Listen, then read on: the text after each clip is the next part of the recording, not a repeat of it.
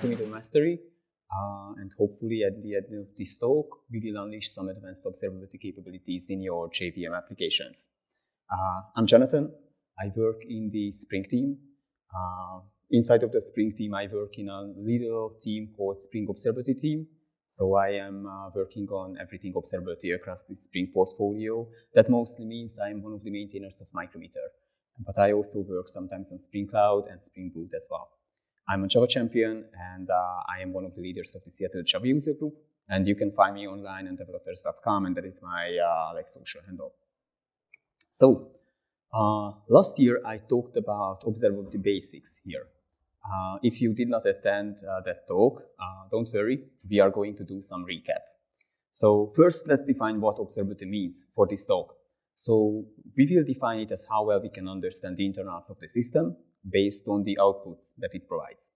So this is basically just a fancy way of saying that observability is really data about your application.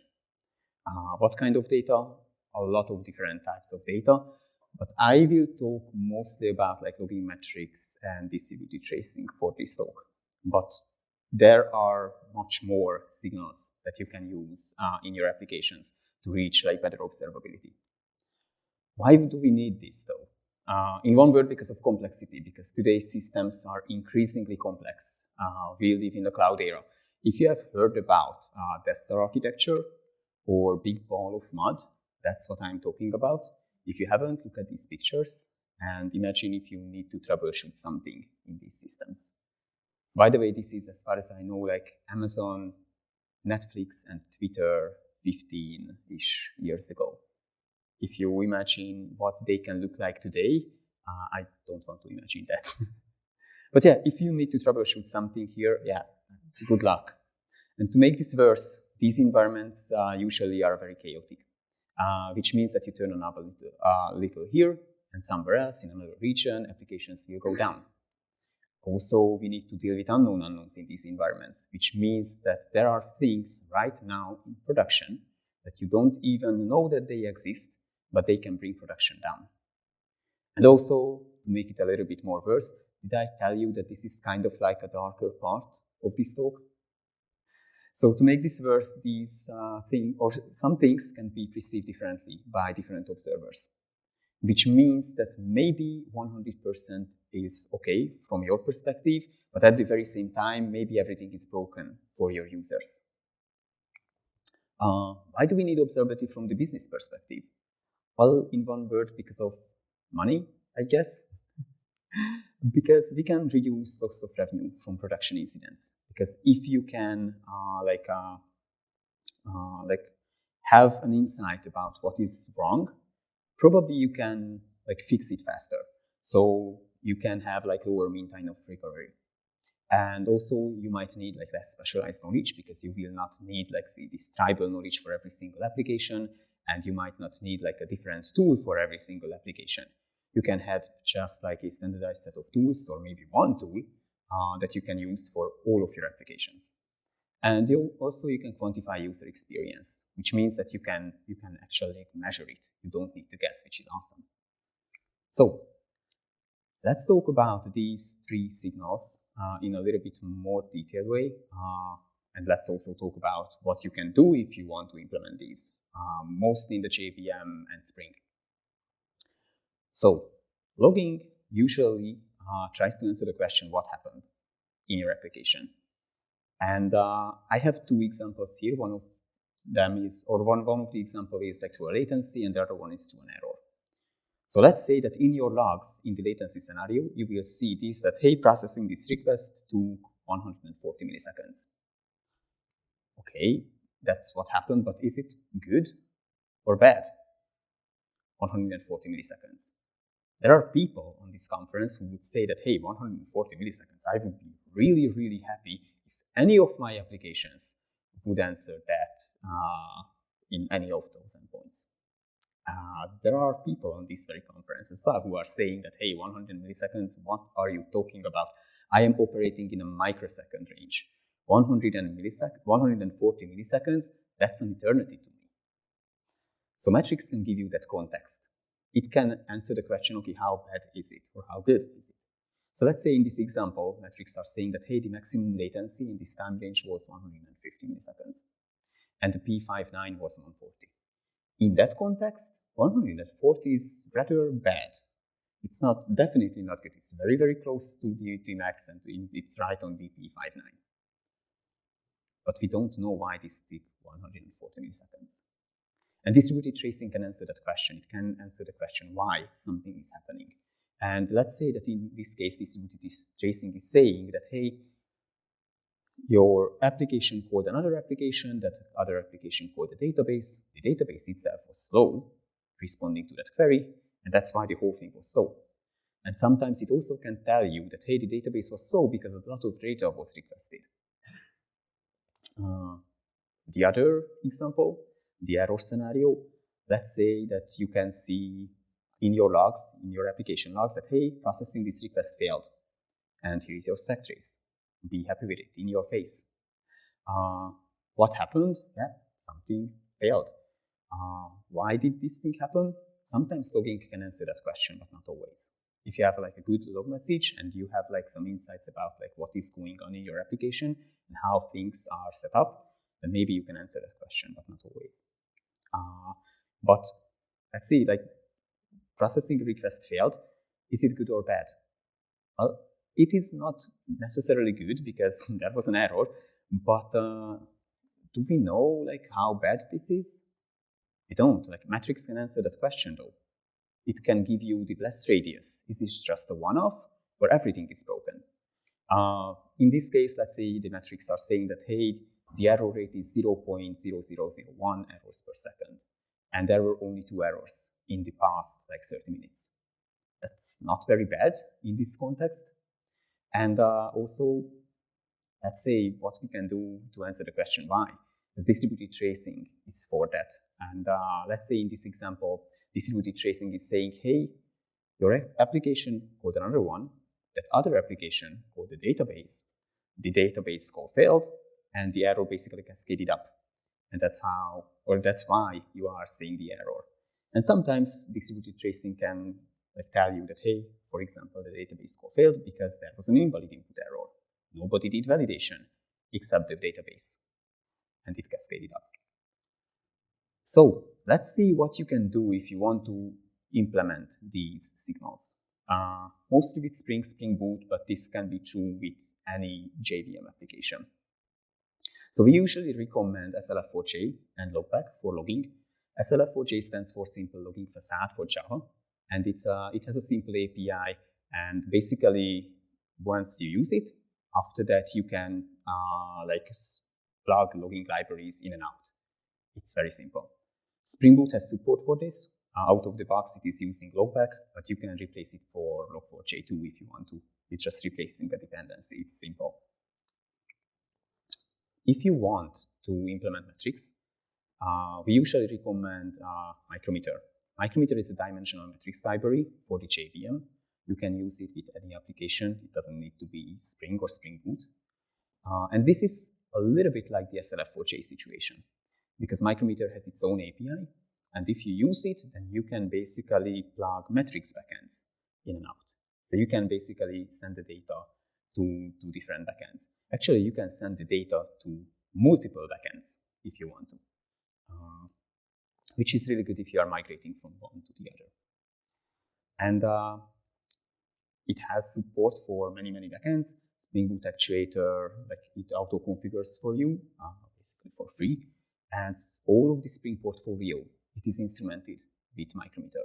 And there are many, many third-party libraries that are using Micrometer to instrument themselves. So probably if you look into your own stack and the libraries and frameworks that you are using, most of them should be, in general, instrumented with Micrometer, because the most popular ones are. When we say it is kind of like the SLF4J situation, this is what we usually mean. So these are the supported metric backends, /formats, /protocols. There are a lot of them that you can use with Micrometer. If you want to use distributed tracing on the JVM or with Spring, then let's cover 2 different scenarios. If you are on Spring Boot 2, then please don't be on Spring Boot 2 and migrate. to Spring Boot 3, but the support for Spring Boot 2 for distributed tracing, it was done by a project called Spring Cloud Sleuth. So you can use that. If you are using Spring Boot 3, or you are not using Spring at all, but you are using like some JVM, like other like JVM technologies, by the way, you can do this with Kotlin as well, or Ruby, Scala, and so on. Not just this, but everything I said before as well. So if you are using those, then we recommend using Micrometer tracing. And Micrometer tracing is basically Sleuth copied over the Micrometer umbrella. So what we did, we went to the Sleuth code base, copied over the API and a bunch of implementation related thing. We ripped out the Spring parts. So Micrometer tracing is now usable without Spring as well. That's not the case for Spring Cloud Sleuth. You need Spring Cloud and Spring Boot to use it. So both of them, they provide an abstraction layer over tracing libraries. And we support two of them. One of them is called OpenZipkin. One of them is called Brave from the OpenZipkin community. And this is kind of like our default recommendation because it's a very mature and stable project. And the other one is OpenTelemetry. And OpenTelemetry is it's a CNCF project. And this is kind of like an experimental recommendation from us because OpenTelemetry is not stable yet. So there are instrumentation in Spring projects using these, and also like third-party libraries are using this. You can instrument your own application with this, and we have support for various backends, like various tracing backends, because these two libraries have support for those. So that's pretty good. So let me give you a short demo. What does this look like in practice? So this is, let me go show this first. So this is our architecture.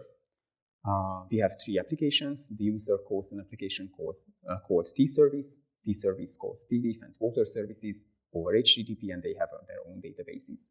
And the call goes through JDBC there. That's it. It is that simple. So this is the award-winning UI. You might be able to tell that I am not a front-end engineer. I am usually operating on the backend. But what you can do here, if you press the button and selected the type of tea that you want and the amount of water, then you kind of get a recipe how to brew that tea. So let's say I want to drink like English breakfast because let's say I like its flavor, and that's not good. Internal server error. Who likes the flavor of internal server error? No? You like it? So what is going on? Like, let's try to figure out what happened. Like, okay, internal server error, that's what happened. This is broken. But we don't know how bad is this. Like, is it just a one-off? Let me press the button a couple of times. Nothing is happening. Maybe not a one-off. Is it just me? Or is it broken for everyone? Also, why this is happening? Why I'm getting internal server error? And why I'm not getting like more details in the error message? So in order to answer these questions, let me show you a couple of things. These are Spring Boot applications instrumented by Micrometer. And for metrics, this is using Prometheus, and this is a Grafana dashboard for this. By the way, nothing I demoed today is very tool related. You can use any tools. I'm just using Prometheus, Grafana, and that stack because one, it's open source, two, it's free. So you can try it out at home. This is open source as well. You can find it on GitHub. So this is a throughput dashboard. You can see this. You can see here that we have server error and success. And ironically, server error is the green one. I need to open an issue for Grafana to fix this. But what you can tell is that this is not a one-off. You can see that we have a pretty steady stream of errors. And the yellow one up here, it is the success. So 0.5 errors per second is our error rate. That's around 10% because the success is 4.5 and the total is 5. So this is not a one-off. This is not just me. Let's try to figure out what and why is like happening right now. So if I go to metrics, and I will basically try to search for errors for the last, I don't know, let's say 5 minutes, then I have some. So what is going on here? There is some URL here, not found 404, which is interesting because on the UI there was internal server error. That's not 404. Resource not found, tleaf with name English breakfast. Oh, where is the T? Is that the error or just looks are just truncated? I'm confused. Are you too? Hopefully you are. Cool. So in order to dig a little bit deeper, let me demo how to jump between signals. So let's try to jump from logs to tracing. And in order to do that, you need to understand a few concepts. In distributed tracing, if you are doing that, an operation that you are observing, it is called a span. And these spans, they can be connected. They have this like parent-child relationship because one span can trigger another one. For example, you have an incoming HTTP request represented by one span. And if you are calling a database triggered by that HTTP request, that is represented by another span and they are connected. And if you have like many spans, you can basically put them into like this tree-like structure based on this parent-child relationship. And this group of span, it is called a trace. And believe it or not, magic, both of them, the span and the trace, has their own IDs. And if you are doing a technique called log correlation, these IDs, the tracing information, the trace ID and the span ID, goes to the logs. That's what you can see here. Yes, these ones. So in order to jump between logs and tracing, I can just copy-paste the trace ID, or copy the trace ID, go to my distributed tracing backend and paste it. I teach this tool called Tempo how to do that. Regular expressions. Don't tell anyone. So it basically like extracted it out, so I don't need to do copy-paste. I can just press this button, and right now I am in the distributed tracing tool for that basically transaction or like group of operations that happened for this HTTP request that we know that failed. So let's see what you can see here. There are two things. One, you can see the tree of spans here on the left and the timeline on the right. So let's try to drill into what is going on. So it seems that T-service, it requests or it received an HTTP request to this endpoint. Let's look into what happened because we have some metadata. You can see the error here. Again, the confusion with 404. It was an HTTP GET to this endpoint. Breakfast, the T is there when the service request, get the request. That's a good note. Probably it was just the log that was truncated because here you can see it truncated. But let's dig deeper. This was a server error, 500. We already confused because of that. And yeah, the URI is like this is the URL template /t/name. Okay, what else can we see? Before I would dig a little bit deeper in this span structure, let me show you one a little bit related thing. Here you can see that T-service created a span make.t, which is basically represents our business logic. It doesn't really matter for this demo. I will talk about that later. But you can also see that T-service called water service and T-service called tleaf service over HTTP. And you can tell from the timeline that those two calls, they were not parallel, they were sequential. See that? First HTTP call and then the other one, which is also a little like a nice detail, but unfortunately it doesn't help for us. So let's look at what else is going on here. If you see that red icon, that means bad. That is basically Grafana or Tempo is telling you, hey, something is wrong. That means that the span has an error. So you can see here that the T-service span, or the span that represents T-service receiving the request, that has an error. But also here, tleaf service also has an error. So let's look into that. If I open these, then I can see the resource not found exception, and hey, that's a 404. So it seems T-service calling tleaf returns 404 for some reason, and that 404 will be mapped to 500. I don't know who wrote that application. Bad code. Don't do that. But At least we are not that confused anymore. So let's see what happened later. So T-Service, it seemed that made a database connection. And it seems that this was the host of the database. I'm using Hickory CP with the MySQL JDBC driver. And this was the name of the data source and the DB name. Okay, let's see what else we have. It seems that also tleaf executed a database query. And you can see that there was a select query here. I'm sorry I did not write this query. This is Hibernate generated it, so it's not very, very readable. But you can see that this was a select from the tleaf table where the name of the T equals English breakfast. See the T there? The database also received that. That is 100% sure it was just logs truncated it. So don't do this in production, except if you are very, very, very adventurous. But based on this, what you can do, you can SSH to this host, use this database, and run this select query, and see what was the result set. So we have another span here, which represents the result set. So let's look into this, and let's see what we can, see this? JDB 0 count equals 0.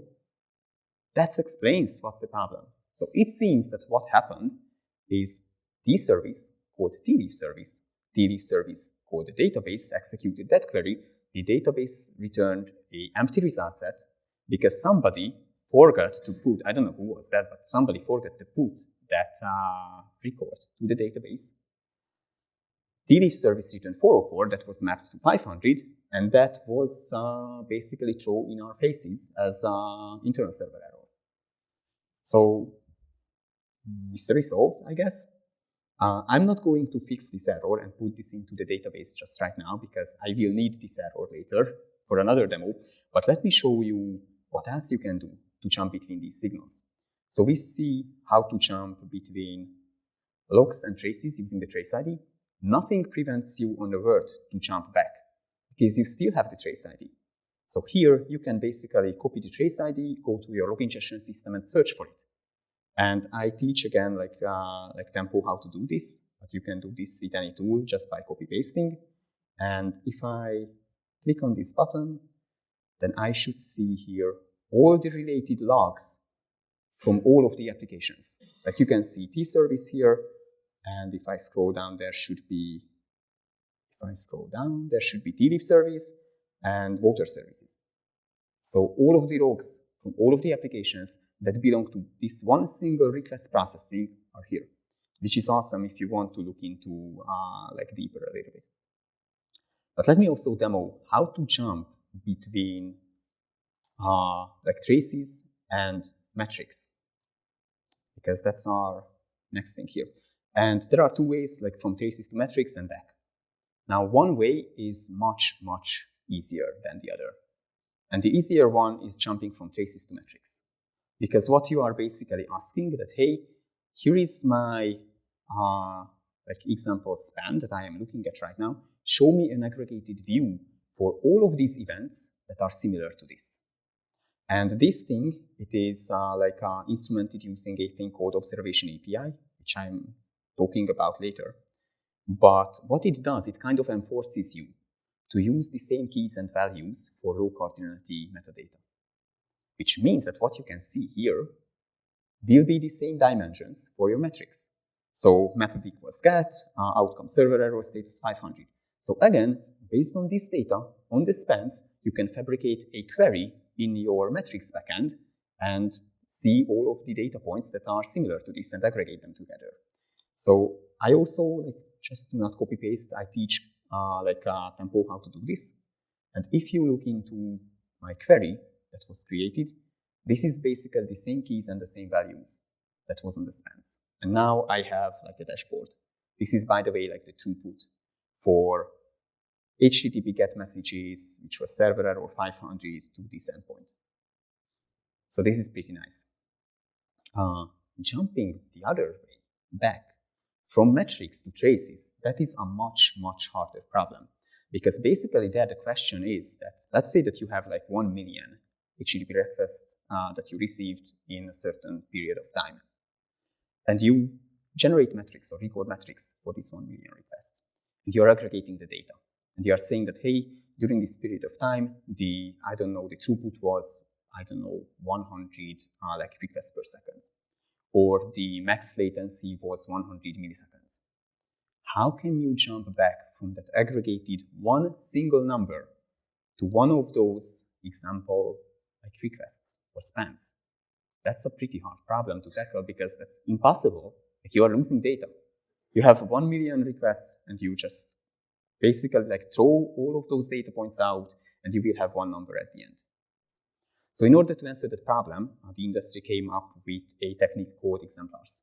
And exemplars are kind of like metadata that you can attach to your metrics values.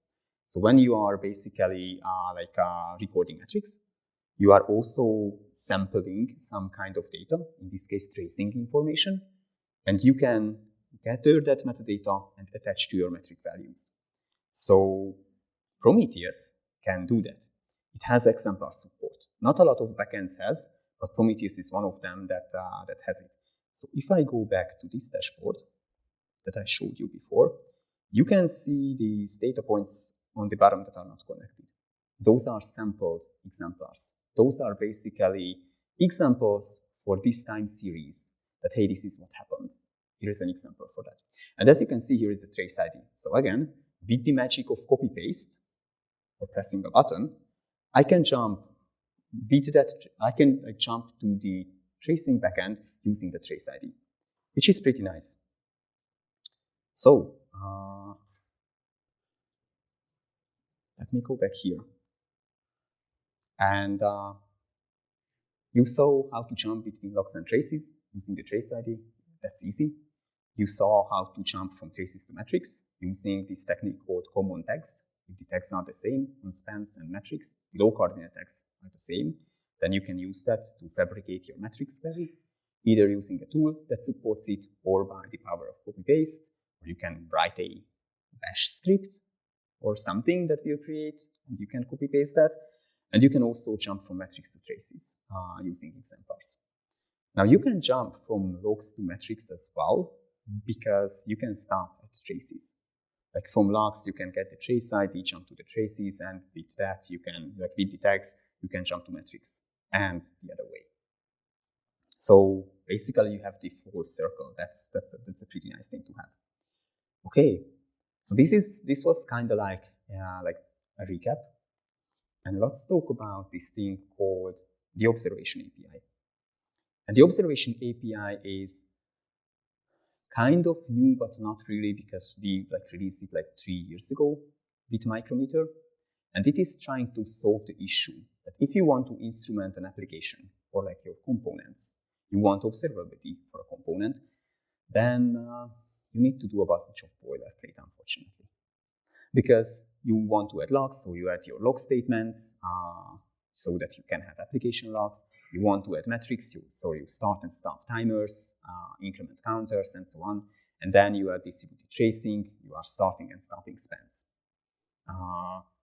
You need to do this a bunch of times, over and over again. And I'm not even talking about custom things. Hey, if some event happened, then I want to write some data into an audit database table.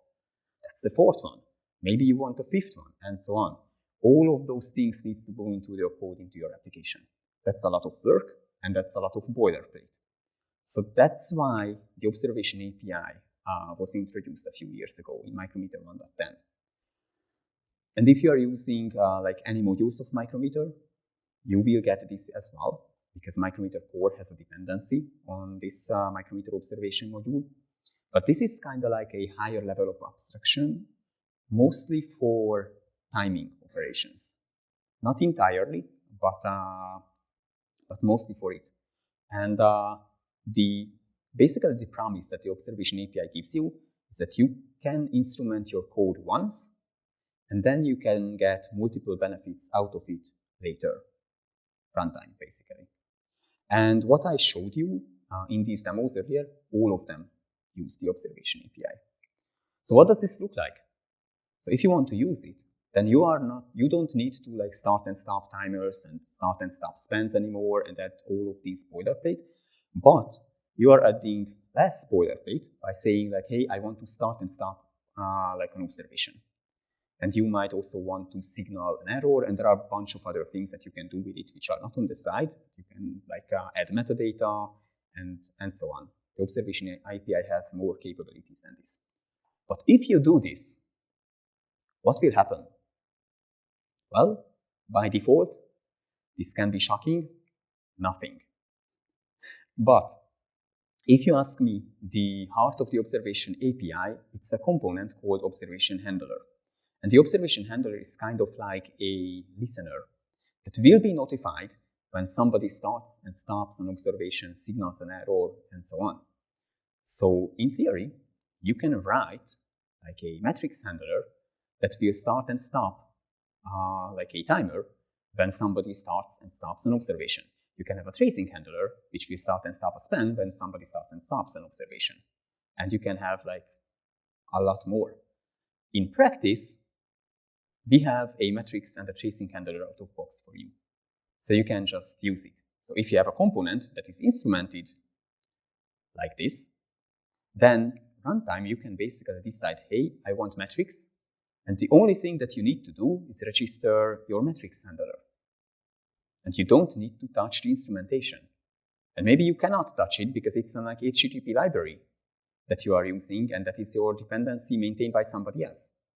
If you want distributed tracing as well, you register a tracing handler. If you want to put data into an audit database table or some very custom things, you write a handler for that and register it, and you are done. And that can happen for every observation that already exists, and you don't need to touch the observation, which is pretty nice. If you are using Spring Boot, it will give you these two things out of the box. If Micrometer and Micrometer tracing are on the class path, it will register you a handler, a metrics handler, and a tracing handler. If you want your own handler, then you just need to implement it and create a bean. And that's it. Spring Boot will notice it, that the bean is there, and it will auto-configure it for you, and it will register it as a handler. We have a couple of shortcuts, and for example, here, I am creating an observation but not starting it. And I am also like adding some metadata. And at the end, I'm saying, hey, I want to observe this method called talk. That's a method reference there in Java, if you're familiar with that. And what this observe method will do, what you saw previously, this try, catch, finally dance, it will do it. So it will start an observation, it will call this method, and in the finally block, it will like stop the observation, and it will also handle the error, and it will signal that for you, but also throw back at you if it is needed. We also have another shortcut that at observed annotation, it is doing pretty much the same, but you don't have the control over like when you start and stop things, and also you don't have control over the metadata as much. But if it is good enough for you, you can use it. It is just a one line on your method and you are done. So let's talk about some more details. And this is the more advanced part of the observation API. This is the Micrometer mastery part in order to understand the observation API a little bit better. So if you are using it, it wasn't not apparent in the previous slide, but under the hood, there is a thing called observation context. And it is just a data holder. It holds all of the data that the instrumenter thinks that is usable for you. For example, if you are observing an incoming HTTP request processing, your request and response pairs. That is very, very important, and you can put those things into this observation context. And the observation handler, and I will talk about the observation convention later, they will get this context. So basically, they can say that, hey, this is the data holder, which holds all of the data I need, and the handler basically can produce whatever output you want based on that data. And this is a mutable object, so you can add data to it, instrumentation time, and also you can use it to pass between handler methods, which I show later. Well, that later comes like very fast, because now we are looking at some more code. So I have IntelliJ here, and if you want to instrument your components, one technique we recommend to do is basically creating an interface for that component that you want to observe. And here I created an interface called tService. And as you can see, it has like a couple of methods. One of them is called make, which will basically create this recipe of the tea. So let's try to instrument this. So if I look into some code, then I have a default tService. And this is our business logic, which is very, very simple. It's just 2 HTTP clients and putting the response together. Doesn't even matter. What matters a little bit more, I have an observed tService. And this is the same, it is implementing this tService, and if you look at it, it has the same make method. And I am doing the same thing here, what you saw on the sides. I'm creating an observation, not starting it. Its name is make tea. I'm adding some metadata, what is the name of the tea that was requested and what is the amount of water. And then I am calling delegate.make. And if you look into this delegate, this is also a tService. This is the proxy design pattern, right? Like you can basically say that, hey, this delegate is our like default one. This is our business logic. And we are just basically wrapping it into this nice package of an observation, which is really nice. And this is basically it. So once you do this delegate.make will be called, but the observation will be started and stopped before and after. And let me show you one more thing here really quickly, because before we would jump into other components, let me show you what a observation handler looks like. So here, this is the default meter observation handler. This is from Micrometer. I wanted to say I did not write this code, but I did, just in Micrometer, not in my application. So this is in the Micrometer jar. And what it does, basically, you can ignore this thing in the if block, because Micrometer is starting like 2 different timers here. But what you can see here, Micrometer is starting a timer, then it puts that timer into the context, and in the onStop method, it is basically, this time is the interesting one, it is getting that timer out and stopping that timer. And that's it. This is very, very simple. It's not rocket science. Doing like distributed tracing is very similar. Starting a span when an onStart happens and stopping that span when an onStop happens. And that's it. So let's look into other components in the observation API, because we talked about the observation handler, which is our like listener mechanism. We also talked about the observation context, that is our data holder mechanism. And there are 2 interesting things called observation predicate and observation filter. And the observation predicate is a by predicate in Java, which basically gets 2 things and produces 1 thing, a Boolean. And it will receive the name of the observation and this context object, and it will produce a Boolean which will decide if this observation should be ignored or not. So if you have a component that was written by someone, a library that you are using, which is producing an observation that you don't like, then you can use this to ignore that, which is like very, very powerful. And you can basically have some control over what observations you want and what observations you don't want. Observation filter, that's another mechanism we have, and this is for modifying the context. So let's say that you have like a library somewhere which was instrumented by someone that you don't want to, or you cannot, or you don't want to modify that instrumentation, but you want to put some things into the context. For example, let's say that the library produces some observations and you want all the observations in your applications containing your application name. And you can use the filter and you can say that, hey, these are the observations I want the application name to be attached to. And that's very, very simple, but it has some limitations which you can overcome using another component that I will talk about later. Right now. So, as you saw in the code base, I showed you when I created the observation, and the observation name was like make.t, and you saw the metadata as well. Everything was hard-coded, which we know it's not good. We don't like that. So these instrumentations, if you create one, because of these like names. Every single instrumentation has some kind of like a naming convention that it is using. And you might want to customize that naming convention. You might not like that naming convention, and you want to use like a different one. So the problem with that in order to do this, you need to rewrite the instrumentation, right? You need to modify that thing that is hard-coded, which is like sometimes not available to you. Also, if you want to do this, this is usually a breaking change.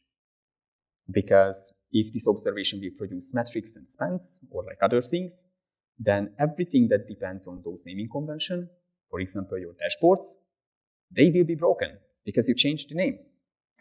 So in order to control the timing of introducing these changes, these breaking changes, we introduced a concept called observation convention.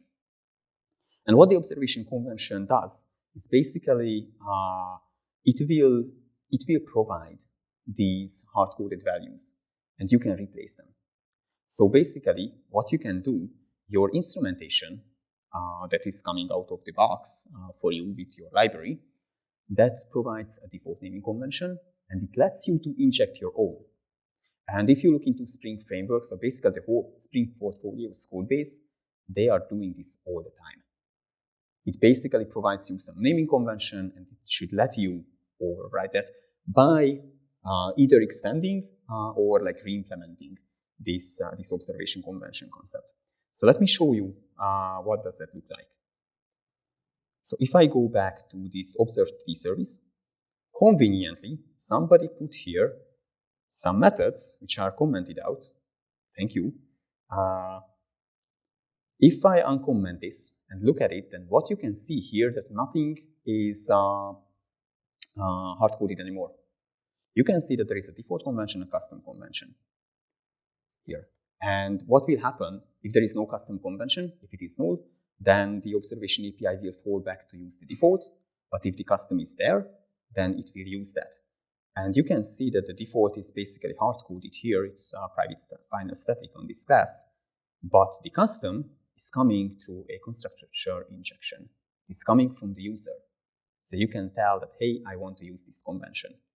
And you can see another thing here, this make the context. You can create your own context if you want. And let me look into the make the context before I would show you the convention. So if I open this, and this is basically a very, very simple Java class, which holds the name of the tea and the water size. And it is an observation context, and that's it. It just gives me nice getters to fetch the data, and it's type safe. I like it. So if I go back here, and if I follow this default convention, then what you saw before, hard-coding the name of the tea and all of the like metadata, that is here. So it's not hard-coded anymore in the Observability service. It is hard-coded into the convention, but you can replace the convention. So that's awesome, because now the convention can tell what is the name of the observation and what are these key values that we are attaching, the metadata. And those are coming from the context through these nice getters. That's awesome. I really like that. So let's continue. And let's talk about Micrometer Docs generator. And DocsGen is basically a project we released the same time with the Observation API in order to keep documentation in sync with the implementation, where the implementation here is basically your instrumentation. Because doing this is usually very, very difficult and error-prone. If you have some documentation, it's kind of like the law of entropy, that it will be out of sync sooner or later, probably sooner. So that's why we have this project called Micrometer Docs Generator, which introduces a concept called observation documentation. And this is an enum that you can use in your instrumentation, for example, in the convention, probably, because that's what you should like use if you want to provide some instrumentation for other people. But the interesting thing here is that once you do this, these enums is like discoverable. So at build time, you can go to your code, scan it, find these enums, and generate some HTML, ASCII doctor, Markdown, whatever output that you want. So this observation documentation also integrates very well with observation convention. So let me show that in practice. Again, I think I have some commented out code again. Who is doing this? This is awesome. So if you diff these two together, let me uncomment this or comment this out, that the whole thing is basically the same. It looks pretty much the same. There is one big difference. Here I am creating an observation from this observation interface, and now I am creating the observation from this make t documentation, which is an enum. And everything else is the same. This is not a lot of code that I changed, except I need to integrate this with the convention as well. So if I comment these hard-coded values or comment them out and uncomment these, which are also like using like a different set of enums. So if I go to the documentation, you can see that now I have a make t observation, which will define what will be the default convention. And it also defines what are the metadata. So this is kind of like another level, but the advantage of this is that enums, they can have Java docs and they are scannable. So if I now go here to Gradle and run the write task, or if you are using Maven, then the write Maven goal, then after a while, if Gradle plays nicely with me, it will generate some documentation for me. And if I go back to IntelliJ and go to the docs folder, I have an ASCII doc file, which I can use to generate some HTML output. And I have immediately documentation for my instrumentation. So you can see here that this make t convention is the interface. We have a default implementation, which was coming from the documentation you saw. And also we will have metrics if we use the metrics handler. And this will be the name of the time series, and this will be the tags on it. And the same thing, we will have some spans. This will be the name of the span, and these are the tags, the metadata on it. So this is nice. And you can use this to document your own, the instrumentation that you created on your own. Or like third-party libraries can use this, generate their own documentation and put that into their docs. Because at the end of the day, this is just an ASCII doctor file. So if you want to look at like real-world examples, what I showed you, the Spring portfolio is doing it all the time. It is using this documentation mechanism, and it is using the convention mechanism to let you basically override whatever you want to override. And this can be like Spring MVC, this can be REST template. You can see these are the names of the classes that you can basically search in Spring Framework if you want to look at these, like what Spring is doing under the hood. So let's also talk about what is new in Micrometer and in the Spring portfolio as well, mostly Spring Boot. The first one that is very, very important, we started publishing milestone builds into Maven Central. So if you are depending on a version range or a version wildcard or release.latest, then you might get milestone builds starting from February, last month, or maybe January, I don't remember. But look at that and look into your app, because right now maybe it is using a milestone build, and fix it with forcing the right version that you want. We also added a new Prometheus Java client, because throughout 9 years, the Prometheus Java client was kind of unstable with a 0-point-something version, and they released Prometheus Java client 1.0 last year. And what happened, or not even last year, sorry, 2 years ago, in 2023.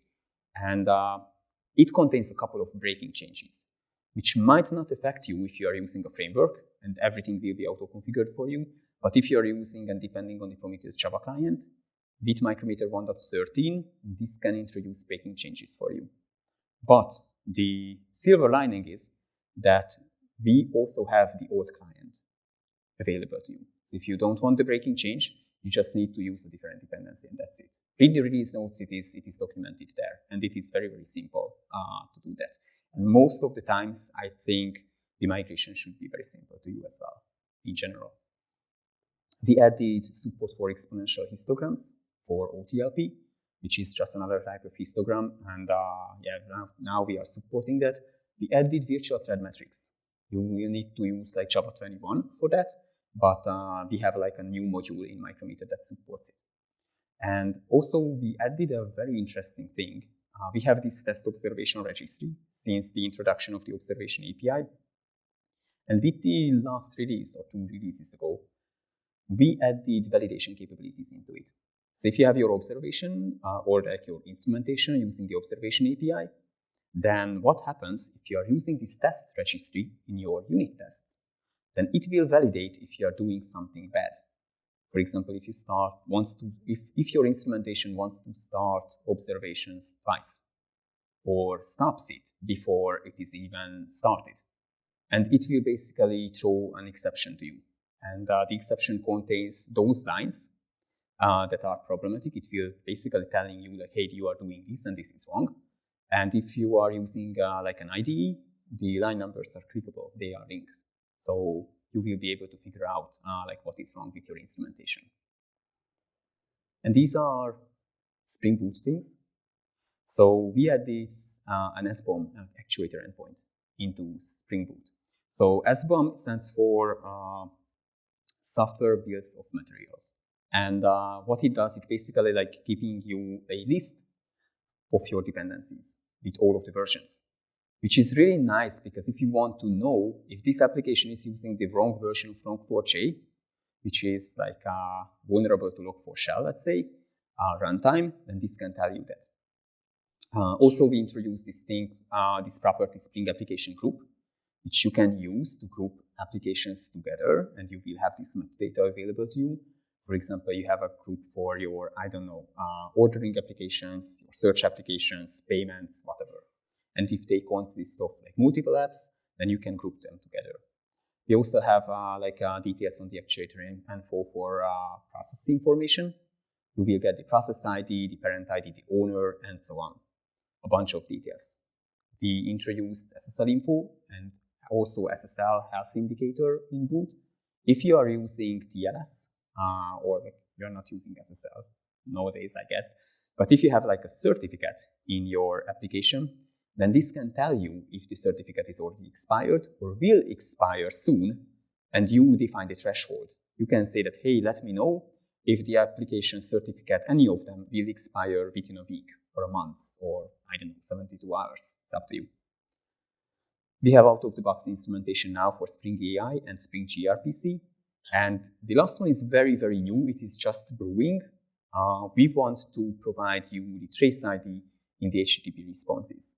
So for example, when you do this on the UI and you get internal server error, you can also print out the trace ID.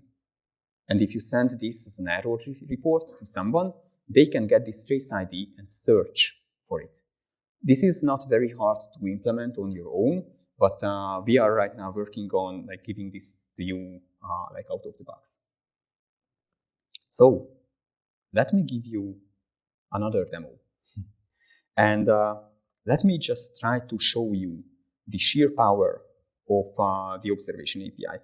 Because once you write a handler, then you can basically produce any outputs. Who knows what MIDI is? M-I-D-I. A couple, okay. So MIDI is basically an interface for musical instruments. And believe it or not, Java has support for that. So if I go back to IntelliJ and close this, this is an observation handler I wrote. If I create an observation handler that will play a random note on the piano when there was a database call, And if I write another observation handler, which plays a random note on the bass guitar, when there was an outgoing HTTP call, and if I write another observation handler that plays a random note on like a random percussive instrument, if there was an incoming HTTP request which was successful, and if I play the French horn, if there was an error, then this is what is going to happen. So hopefully, did you hear it? So if I just do like a success, it sounds like this. Okay. If I have an error, try to hear the French horn out.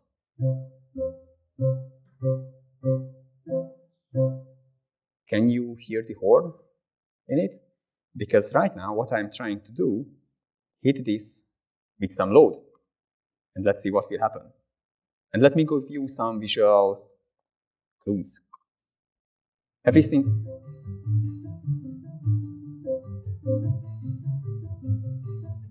single tile here is an incoming HTTP request, and green is success, red is failure.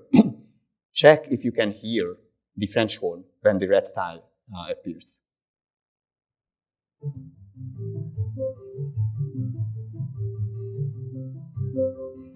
Did you hear it? Yes? So now you can hear the throughput, because that's the pace of the music. You can also hear the error rate, which is the French horn frequency, like how frequently it is blowing in. And let me show you one more thing, because these applications are not connected directly to the database. They are connected to a thing called taxi-praxi. Taxi-praxi is an evil thing. It can help me to introduce latency over the network, or like simulate that. So let me just introduce some latency. I will put the music back, introduce some latency, and let's see if you can hear something changing in the pace of the music, because every single note is basically the duration of it. It is calculated from the duration of processing that single request. So let's see what will happen, or let's hear what will happen. So music back, latency in. I will remove the latency and stop the music.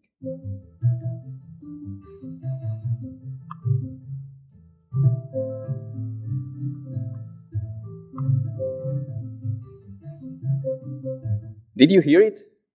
Did you hear the application struggled a lot? This is called like JVM torturing, because like as you heard, like you can actually like make sense out of this data, and you can hear when the application slows down. Let me do this again.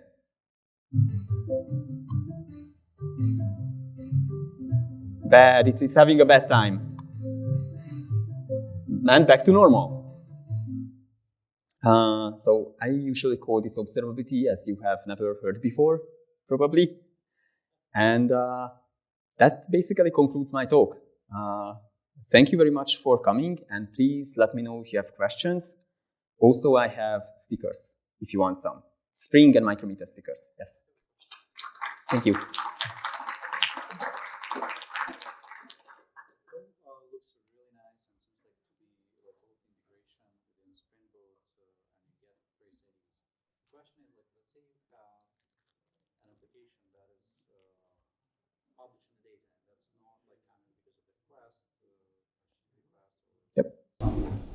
How you can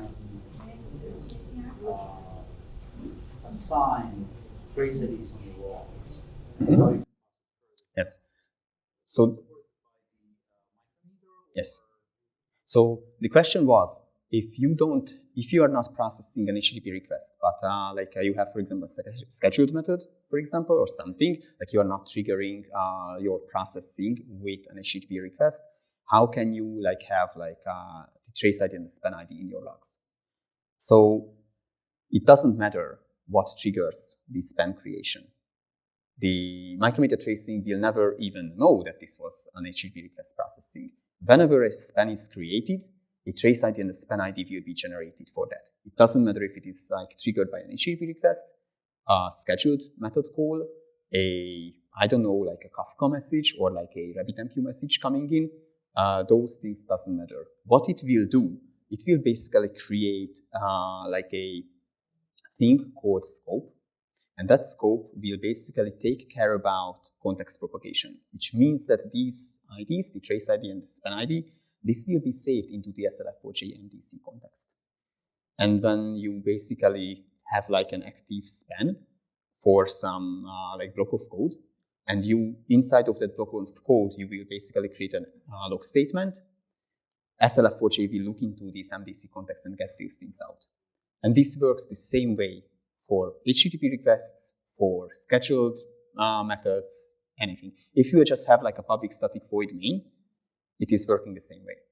It doesn't matter what calls triggering, creating that span. How do you define the scope? Let's say, like, for the sake of it, you mentioned that you have something to do with you run an operation, and it's each one is separate transaction. Mm-hmm. So you are not seeing it because I am not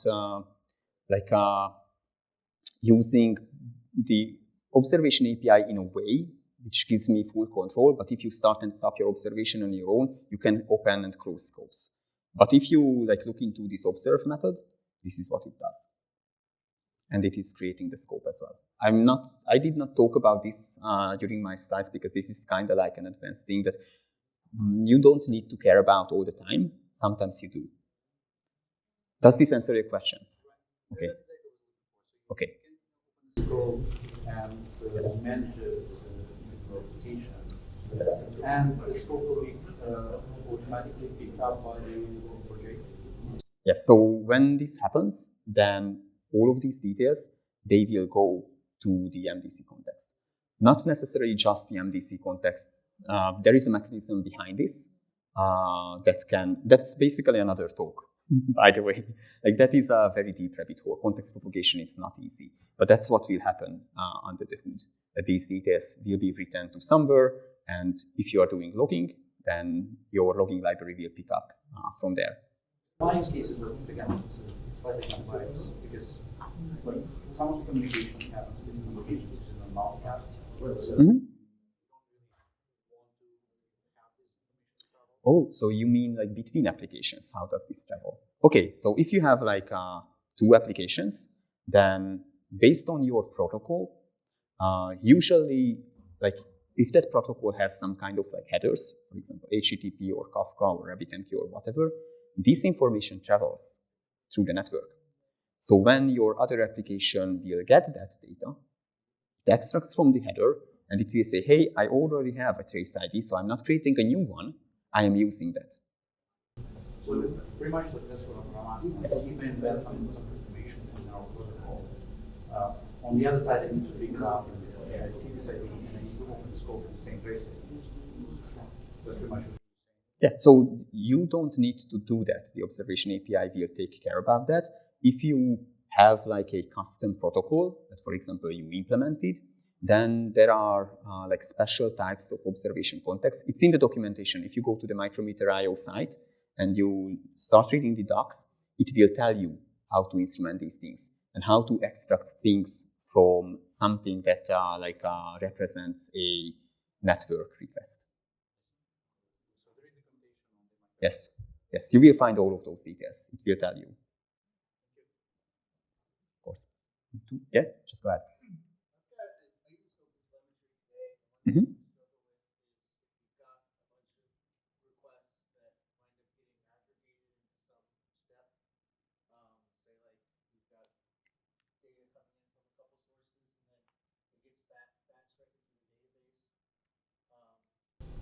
And getting those like spans to all be correlated together to those like combined steps, Mhm. that's something I've really struggled with.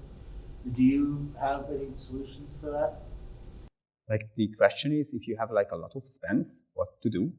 No, like if you've got distinct spans that are distinct traces that come together for one.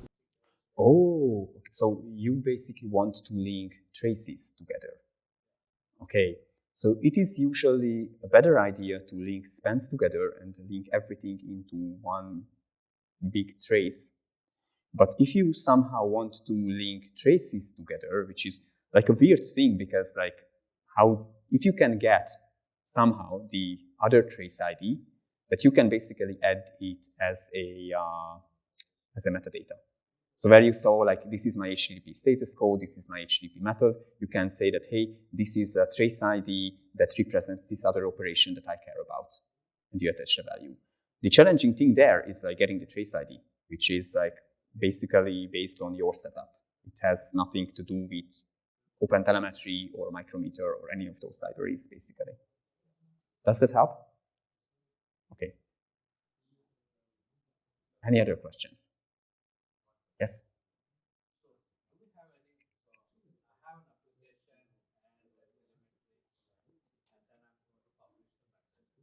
Mm-hmm.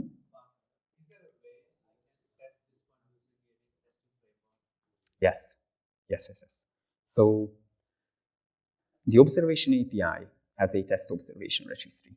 The Micrometer tracing library, it has a test tracer, and Micrometer has a simple meter registry.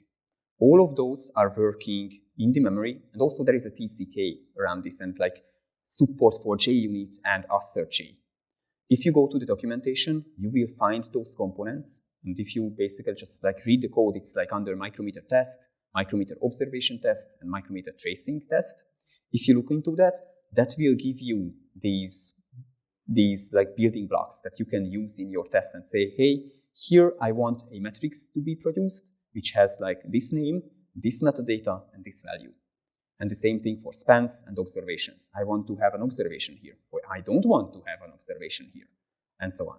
So yes, testing is like a very, very important detail for us. And we have like, I would say like pretty good support for that. So just look into the docs, you will find it. Okay, do we have more questions?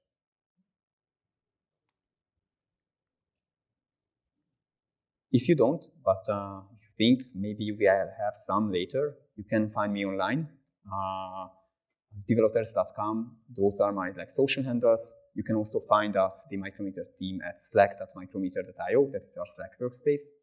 And everything that you saw today, it's open source. The applications I showed you, it's on GitHub, or they are on GitHub under this repo, under my username /thehouse. So with that, thank you very much. Thanks for coming, and see you around. Thank you.